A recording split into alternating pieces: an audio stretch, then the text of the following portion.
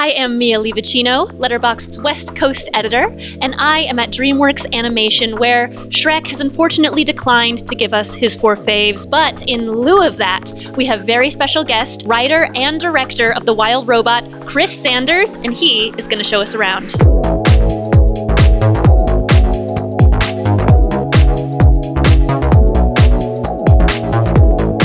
Kris Sanders, we are here at DreamWorks Animation. What are you going to show us today? Okay, so inside that building, we have some of the artwork that we generated in the development process, looking for the final look and character designs of the Wild Robot. Ooh, sounds wonderful. Let's go.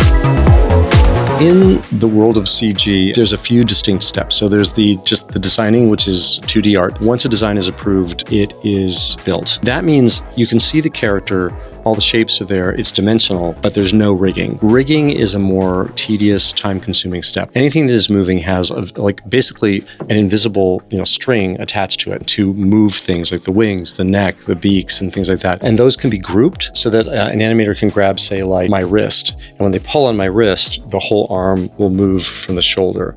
And if the rigging is more extensive, you can pull and the whole character will move a little bit from the shoulder. That's the rigging. And then there's surfacing. The surfacing is the actual final texture. In the case of the Wild Robot, we had an entirely different version of surfacing. It was all paint strokes. The backgrounds are painted. They are painted by matte painters sitting at a console with a stylus, but they are hand painted nonetheless. And that was a very time-consuming thing to get those brush strokes just right. All the characters that had fur or feathers, that had to all be brush strokes. But once they were in place, the characters, they harmonized and they fused into the environment, and they all looked like they were from the same world. In the early phases of the film, we knew that we wanted this painterly look. We wanted to push the style that DreamWorks had developed on Puss in Boots: The Last Wish and Bad Guys, which is an illustrated style, but we wanted to go more impressionistic, even looser and softer. And if you look at the finished film, it doesn't look a lot different than this. If you could look at the flowers, for example, they are just little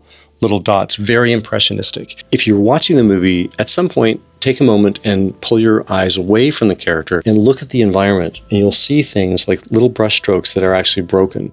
I think it was one of the great triumphs technologically of what our engineers and our artists created specifically for this movie. And I don't think this movie would have worked nearly as well if it wasn't for the visual style. It keeps it in this elevated, very sophisticated place, which I would liken to Bambi or a Miyazaki film. Now, I would love to learn about the Catherine O'Hara possum and all of her little possum babies. Yes. Please explain these drawings. Okay, so this is kind of neat because we actually have a couple of the steps represented here, like the very, very beginning and the very, very end. We have Nico's concept sketches, which are in his style, but you get the vibe of the character and the energy and some of the proportions. And then this is the actual finished, rigged, surfaced, and lit model. So you can really see how much of it translated over. Okay, Kris, here we are where it all began, the source material, the original book. Can you tell me a little bit about this? Yeah, so these are some reproductions from Peter Brown's original book, The Wild Robot. And this is very much, of course, Peter's style. He has this lovely, lovely, really clear graphic style. And we took the proportions for Roz and our cues for the animals from the book. So the animals are very naturalistic. And Roz has this very specific set of proportions and a very specific way that her arms and legs work that we wanted to maintain that in our model, right? So we had to do a bit of a development and a translation for the version in the movie because she had to have a full range of motion. We had to have a character that we could actually rig and surface and things like that. So we put all of our efforts into making these very complex eyes. So they have lenses and they have lens covers, and there's some LED sort of readouts traveling around in the very, very back of her eye. They change color, they change speed and things like that. They actually convey a lot of emotion where otherwise there's nothing really moving on her face. Obviously, Letterboxd is going to be obsessed with Fink the Fox, voiced by Pedro Pascal. What did he specifically bring to the project that was maybe unexpected but inspiring? Pedro brought that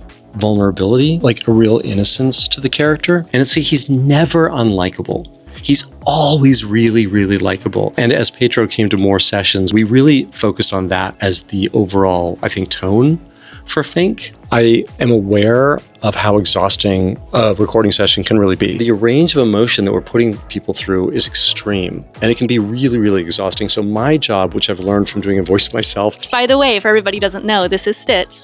This is Stitch. How? You want to be concise, you want to be clear. If I feel like I have it, if I get the take, then we're done. So we try to keep it as quick as possible, so they stay as fresh as possible.